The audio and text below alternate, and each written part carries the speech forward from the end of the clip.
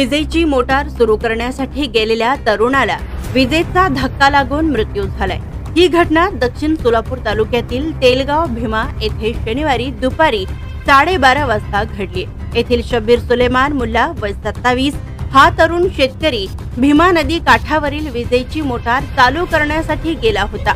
त्यावेळी मोटारीचे switch on करताना त्याला विजेचा जोरदार धक्का लागला आणि तो जागेवरच कोसळलाय आणि त्यातच त्याचा मृत्यू झाला।